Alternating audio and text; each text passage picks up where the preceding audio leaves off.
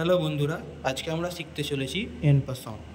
এনপাসন্ট হচ্ছে এমন একটা জিনিস যেটা শুধু পণ দিয়েই করা যায়। আর এনপাসন্ট তখনই হয় যখন আমার অপোনেন্ট পণ দিয়ে একটা চাল না চেলে যদি দু ঘর আগে চাল দেয়, তখনই আমরা এনপাসন্ট করতে পারবো। এরপর আমরা দেখতে চলেছি এনপাসন্ট কী করে হয়। তো যেহেতু এখানে ব্ল্যাক এক ঘর চাল আগে না চেলে দু ঘর চাল আগে চেলেছে পণ দিয়ে, এখানে আমাদের দুটো মুভ আছে। একটা হচ্ছে আমরা পণটা দিয়ে সোজা যেতে পারি, আর না হলে আমরা ডায়াগোনালি খেতে পারি, যেমন আমরা খেলাম। এটাকেই বলে এনপাসন্ট। এখন আমরা দেখতে পাচ্ছি যে ব্ল্যাক আবার ওর পণ দিয়ে মুভ করেছে।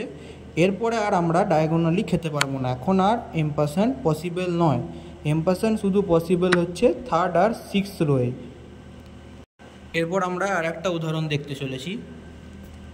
তো এখানে আমরা দেখছি হোয়াইট পণ দিয়ে এক ঘর দান না চেলে দু ঘর দান চেলেছে।